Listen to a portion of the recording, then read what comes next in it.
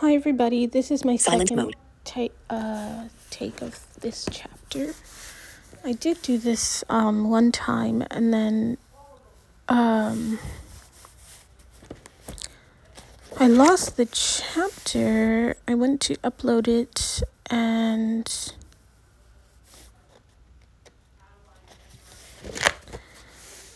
I didn't lose it. I uploaded it and then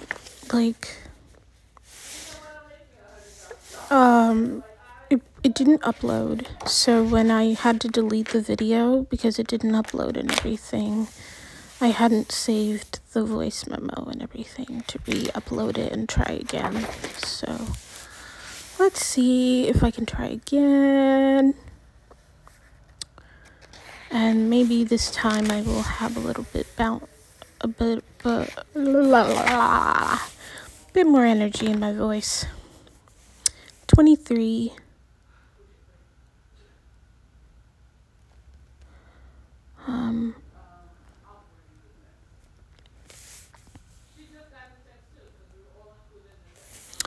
No, not 23. It's 24, I think. No, it's 23. The dynamics of fighting. Yeah, 23. The dynamics of fighting.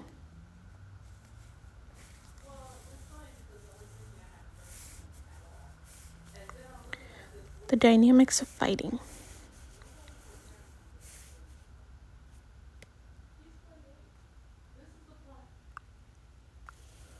Is fighting for you? A male voice on the tape began. You may find yourself in a situation in which someone won't take no for an answer. On the long bus ride to school, there was a lot to think about, and Natalie had to restart the recording several times. She still hadn't gotten over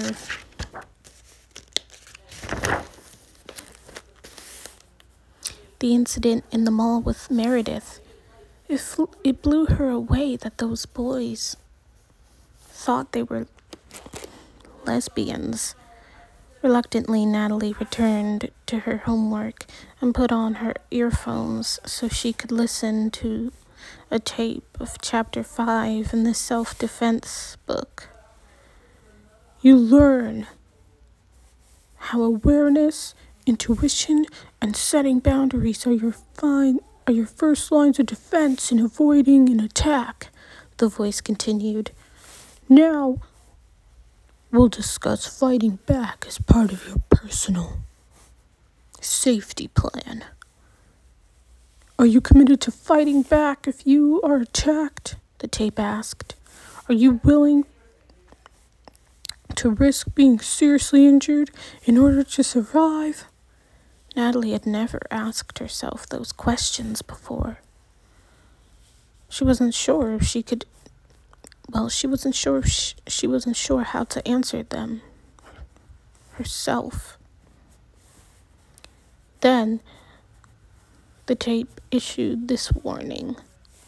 Don't ever believe a criminal, whether armed or not, who says, if you stay quiet, do what I say, come with me, I won't hurt you.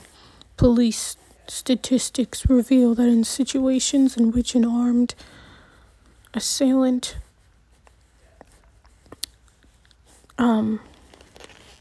what word is this? Convinces his victim to get into a car, the victim's chance of survival is a mere 2%. Natalie turned off the CD player and tried to mentally recap the points made. Women who have fought attackers and women had several things in common. And one had several things in common. They were committed to disabling their attacker. They were prepared to be hurt. They acted as quickly as possible. They did not allow themselves to be taken to a second crime scene. Facing panic was next, and panic was followed by yelling and how important it was to keep yelling during an attack because it draws attention and keeps you breathing. Natalie clicked off the player again. It was scary to imagine a situation where she would have to panic and yell her head off. The whole discussion was beginning to make her nervous. She thought of Miss Karen, her Braille instructor, who took 2 different buses to get to work every day, and then walked the last mile to school. It would be so easy for someone to take advantage of her.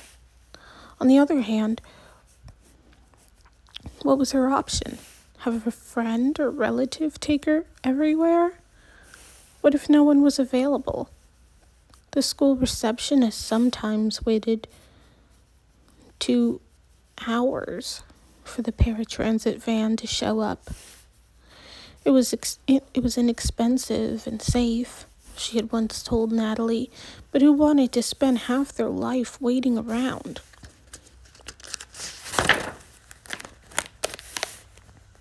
Being blind, it seemed, was a no-win situation. As if things weren't bad enough, when Natalie arrived back at school, she walked into a room to find Bree already there, softly crying. "What's wrong?" Natalie asked as she settled her duffel on the bed. When Bree didn't respond, Natalie approached Bree's bed where she thought Bree was sitting, then made sure with her hand that there was an open space to sit beside her. She put a hand on Bree's back. "What happened?" "It's Kirk," Bree sniffed. "My boyfriend. He's seeing someone else. I found out when I was home. He thinks because I'm blind now that I can't see what's going on. Well, I may not have a lot of friends, but I do have people looking out for me. That's not the only thing, Nat. When I got home, I got out of Aunt Keena's car. I used my cane to get into the house, and he was sitting there on the stool waiting for me. He says, 'What's that?' And I tell him it's my cane.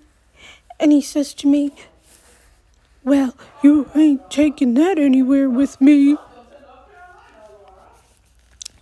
The 2 girls were silent for a minute. Bree, anyone who says that to you must not care very much for you. Not really, because if they did, they would understand that you need that cane. In the long run, this is best. You don't want to have to depend on him."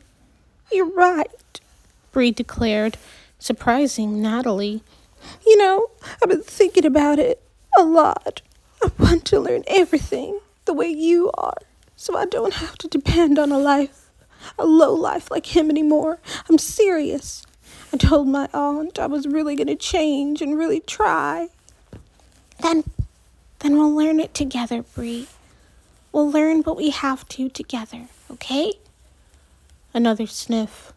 "Yeah, and Kirk will be sorry." From now on, we move forward. Natalie surprised herself at what a good pep talk she could deliver. Amazing, what a phony she was. Because hadn't she kicked her own cane under a chair when Jake showed up at the mall? At the farmer's market? At the mall and the farmer's market? "From now on, Nat," Bree repeated. A soft okay was all that Natalie could manage. The next morning, it was pouring rain. But neither Natalie nor Bree realized it until they were at the front door. The dorm counselor sent them back to their room with 4 raincoats, and told them to check the radio for weather before they got dressed in the mornings. "And tell Serena to hurry up or we're leaving without her," the counselor called after them. Natalie and Bree returned for raincoats, for rain slickers, and umbrellas, and on their way back, Natalie turned toward Serena's room and called in, "Hurry up, or we're leaving without you." "I just need to find my umbrella," Serena called back. Natalie stopped, mesmerized, and took several slow steps inside the door of Serena's room. Serena stopped, rifling through her closet. I told you, I'll be right out. Now, not, what's up? What's wrong? Why are you looking like that?" Natalie pointed to Serena's bureau. "I think I can see her little plug-in Christmas tree. The one you brought from home. It's all lit up." "Oh my gosh, Nat. You can see it?" Natalie walked toward it, holding out her hand until she had touched one of the tiny branches. "Whoa, that's like incredible," Serena said. She unplugged the tree. The lights went out and Natalie's hand fell away. "Now they're gone," Natalie said. Serena plugged it back in. "Now they're on." "Nat," Serena exclaimed. Natalie smiled with excitement. "Nat," Serena exclaimed. Natalie smiled with excitement. "What do you think this means?" "I don't know, but we'd better get going. Because if it means that woman has to come and get us, come on." On the walk to breakfast, everything was back to normal. That is, no sight, just the gray screen. But what did it mean, seeing those lights? That her sight was returning? There was some recovery. As soon as she could, she would call her mother so she could phone Dr. Rose and ask him. In American government class, Natalie turned in the paper she had written over break. She typed the entire assignment on her braille, even using the small wooden eraser to smooth out the letters. It correctly punched. It had taken hours to finish the paper, in which she concluded that she was in favor of changing the feel of currency.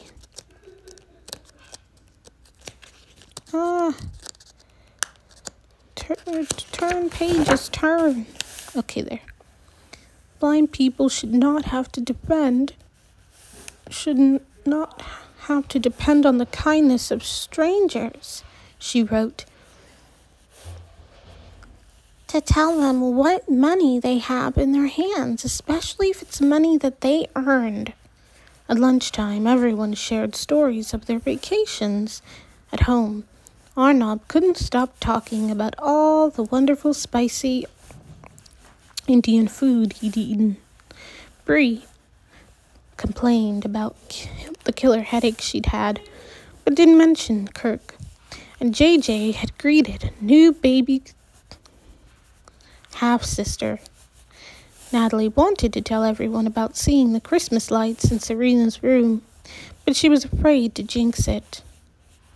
Every chance she had, however, she reached into her pocket to rub the pink stone.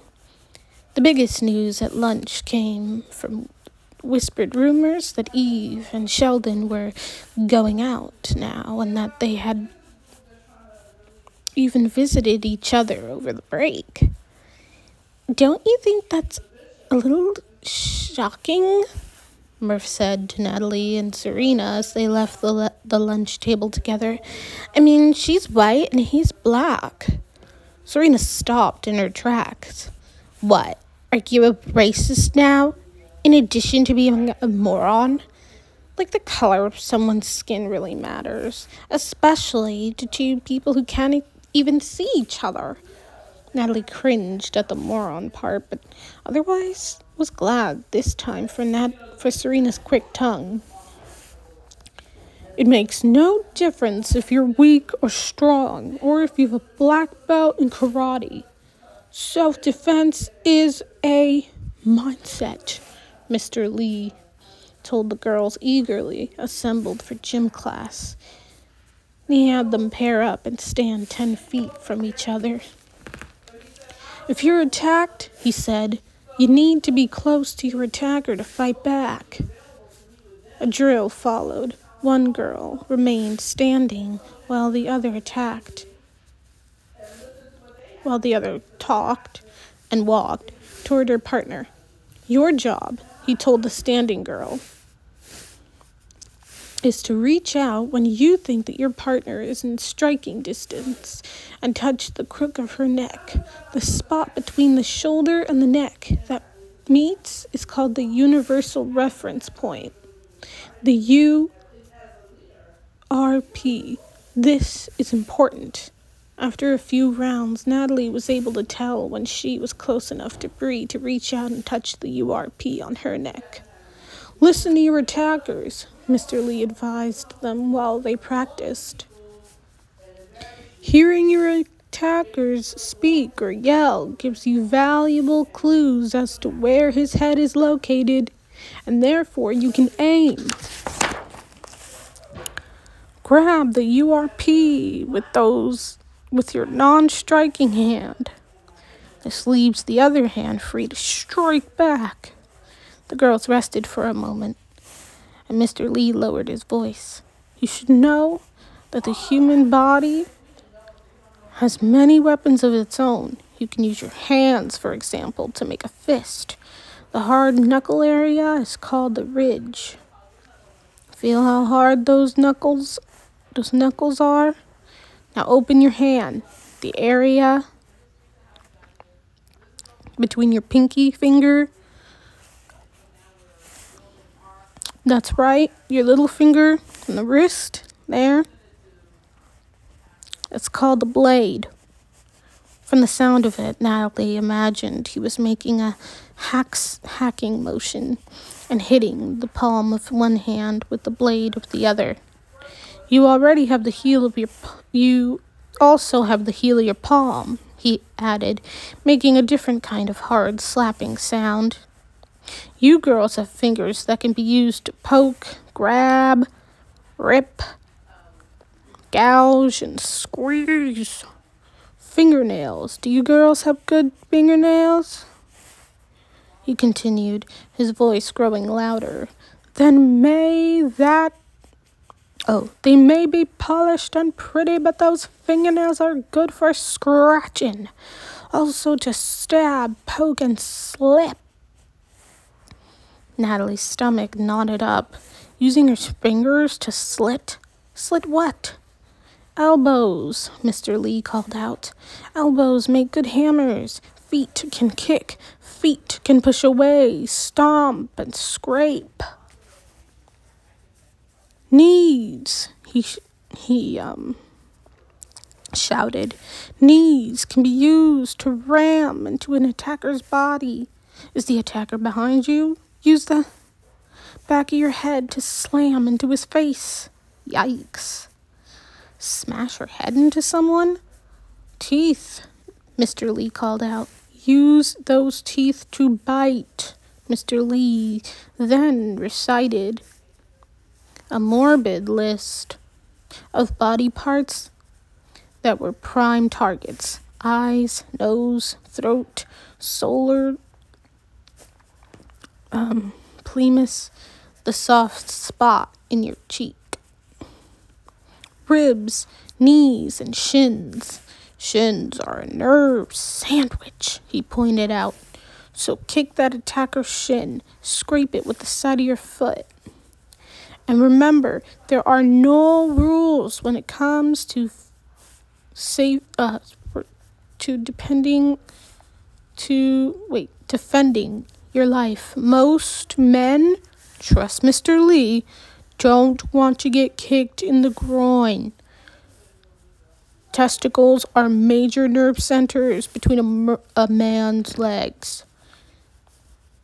Even though she couldn't see, Natalie's eyes opened wide. Was Mr. Lee telling them to kick a man between the legs? Kicking a man in the groin was not the only thing Mr. Lee encouraged. He also advised them to grab those testicles. It causes even greater pain if you rotate that grip. Natalie dropped her head, embarrassed. She wanted to tune it out, but Mr. Lee's voice was so loud and so compelling that she couldn't. "All right, girls, stand up," he ordered them. "Let's practice kicking, grabbing, and punching an imaginary attacker. That's it. Make a fist," Mr. Lee hollered. "Send that punch flying. Rotate those hips for a complete follow-through." Natalie went through the motions, but